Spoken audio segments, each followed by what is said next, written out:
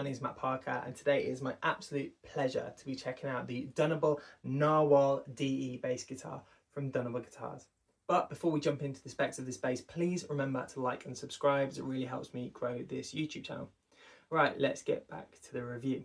So, founded in 2014, Dunable Guitars quickly cemented themselves as a brand that focuses on heavy music styles. Subsequently, you find bands like Car Bomb, Conan, Coheed and Cambria all using Dunable Guitars, and they sound amazing.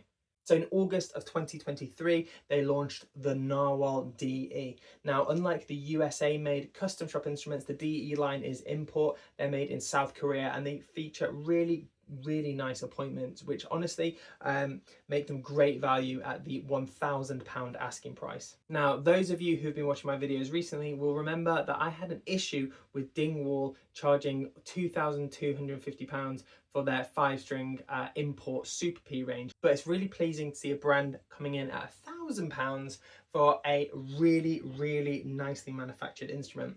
I would argue actually the fit and finish is much better on this compared to that particular Dingwall that I tried. Now, taking a look at the body, you'll immediately notice some influence from kind of like 60s Teisco basses, and you can also kind of, I would say, see some of that Gibson influence as well, certainly in the bodywood type. The body itself is made of mahogany and comes in this really nice kind of like charcoal burst finish. And interestingly, you'll notice this bass has a dual P configuration setup, and then that's mated to a kind of traditional volume and master tone. One of the things that I really like about this bass is these kind of like chrome based witch hat knobs. They've got a little kind of like pointer painted on there, and they're a brass collar insert as well. So they're like really sturdy, they feel great, and they look really cool. It's a nice touch at this price point. Taking a look at the neck, we can see we've got a very Gibson inspired 2+2 headstock design with a Dunable logo silk screened on the front.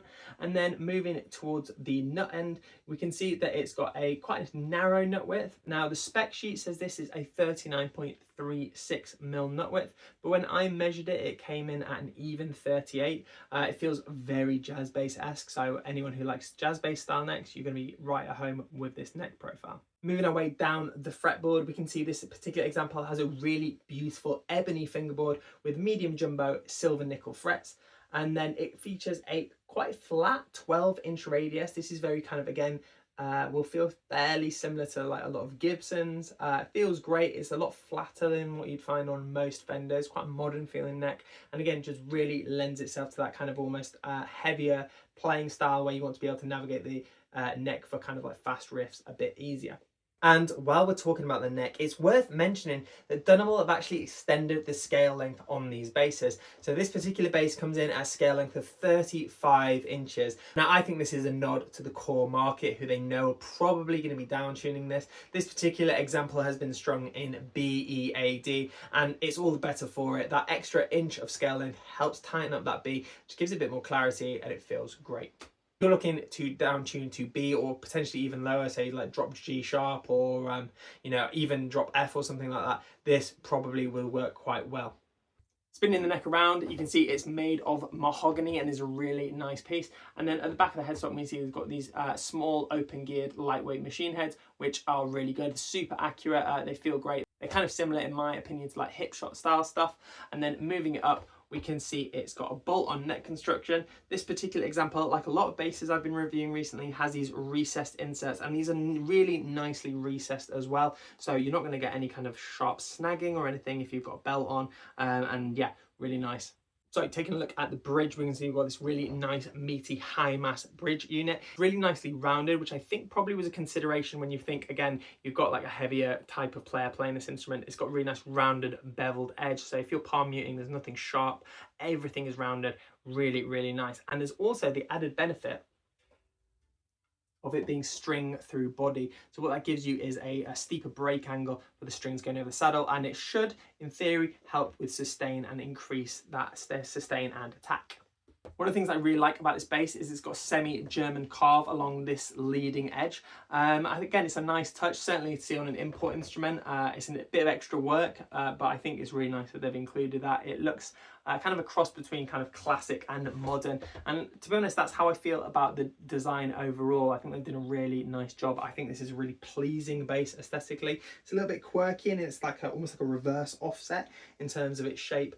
But I think it's going to appeal to kind of people who like a bit more of a vintage vibe, but also are looking for something with modern playability. Right, I know what you're here for. Let's get down to some tones. Now, a quick caveat, as a huge heavy music fan and someone who's played in doom bands and kind of like stoner metal bands, I am going to be doing some kind of like riffing on the first few bits. I think this is probably going to be appealing to kind of a heavier crowd anyway, but I have also included some clean samples for people who are just looking for something a bit different.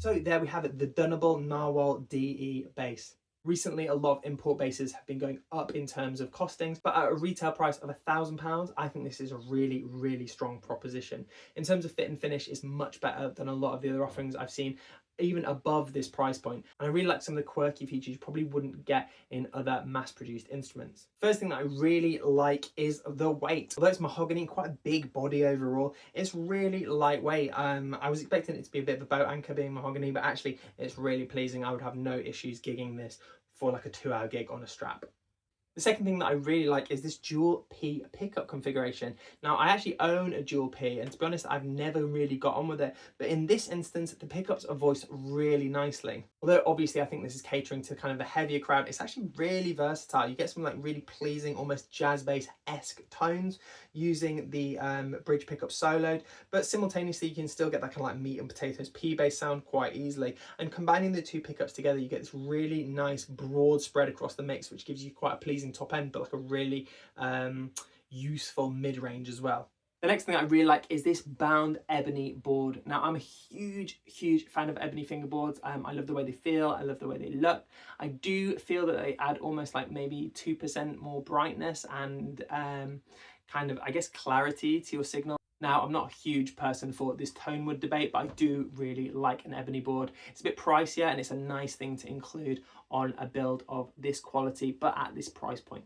Now, the next thing that I really like is the option to have a string through bridge stringing system should you wish to use it. Now, this particular example isn't my base and it has been strung top loaded, but again, it's a really nice feature to have. It just shows that Dunable are committed to giving players a couple of different options in terms of speccing the base to suit their needs.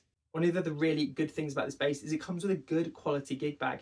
These days it's really hard to get anything for free from people, and these added extras always make the buying and owning experience a lot nicer in my opinion. I wish more brands would show the same level of care and commitment in terms of either including a hard case or a gig bag. So there we have it, the Dunable Gnarwhal DE from Dunable Guitars. My takeaway is, if this is the quality of the import range, I would absolutely love to try one of the custom shop ones. It can only get better from here, and I think that I'll definitely be checking out Dunable in the future. Now, this video is not sponsored in any way by Dunable. In fact, my good friend Johnny Dibble just lent me this bass, which he picked up recently. So thank you so much to Johnny. Please go and check out his channel. Go check out Dunable Guitars. And until next time, I've been Matt Parker. Thank you so much for watching, and I'll see you soon.